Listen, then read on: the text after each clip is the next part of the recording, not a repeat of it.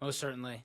Let's talk about West Ham. They got off to a Yes. bit of an unfortunate start, but they looked pretty good for a team that didn't get a lot of the new players a chance to play. A really exciting 2-1 loss, unfortunately, though, to Aston Villa.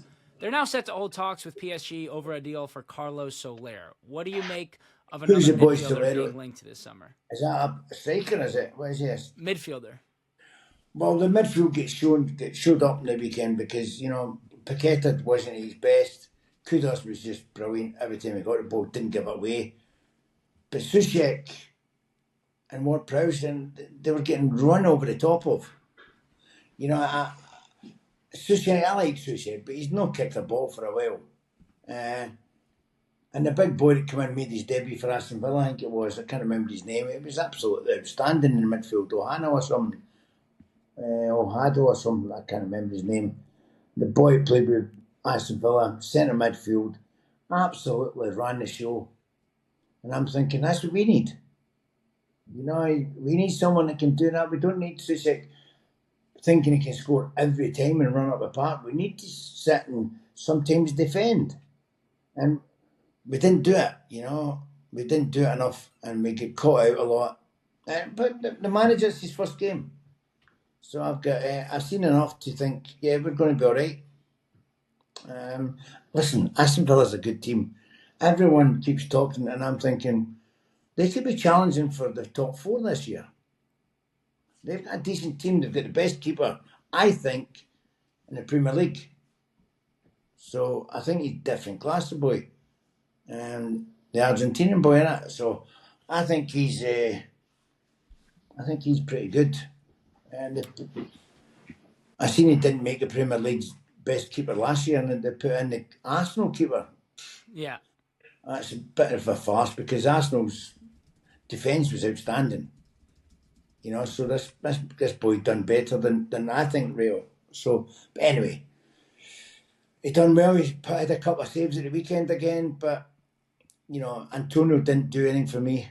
I think it's time to, play this boy, get this boy in, and get him running. Even if you give him an hour, I would have played them all, gave them all an hour, and then brought them off if they were tired, if they're not up to scratch. But they didn't. He didn't. He decided to leave them all out, and it was a bit. Some of them come on. They look good, didn't he? He looked quite decent when he came on. Yep. The striker never really got a chance of anything, but yeah, I'll see. Well, I'm reserving judgment on it. I'm pretty hopeful. So obviously they brought in quite a few players, but Jack Clark from Sunderland is another one who's said to be of interest. Is he someone who would thrive at the stadium? Jack Clark from Sunderland, the winger. Jack, all right, another winger. God, we don't need another winger. They've got Somerville, they've got Bowen, who can play through the middle. I know. Kudos to a winger. Paqueta plays out wide. It's the last thing they need, I think. They need strength in the middle of midfield. Someone that can. I can't remember this guy's name well. The guy he made his debut, I think, for Aston Villa at the weekend. Onana. Onana, yes. He was outstanding. That's the kind of player West Ham need to buy in the middle of midfield. Him with Alvarez and that would be in there would be decent. We don't need Ward-Prowse or Suchet to keep running up front. We need someone that can control the game. And on Onana, sort of showed everyone how it was done. The boy had a great game. So you've got to give credit where it's due. It was his debut and he came in and he ran the show. And but it's different when you've got John McGinn that beside you as well. He's a decent player as well. So it was a good tussle. But I enjoyed watching the game. So we'll see. So, speaking of midfielders, Thomas Souček is keen on fighting for his spot in the squad. Obviously, formerly been a very important player for West Ham. Is he someone Lopetegui needs to sell before the transfer deadline, or you think you should? I would think so. I don't think I think when everyone comes in, he played him at the weekend. I was surprised to see him start because I thought, put your team in and make a statement. This is where you're going to go. He didn't do that, so I think he could be a very important player. He never get dropped with David Moyes. I think he's needing to be left out for a wee bit, to give him a wee kick up the backside again. Hmm. And it would do him good because he's been playing every game. So sometimes when you leave them out and give him a wee wake up call, that's all they need, and he'll come back to his best. And then we've got another good player coming in. So I think they've got midfield players that are going to come in before Soucek. So if he's been told, the manager would have told him. I think you've got to tell players you're not going to get a lot of game time, or you're going to get a lot of minutes. You've got to be honest with the boys and give them the last 10 days of the window to try and find a club.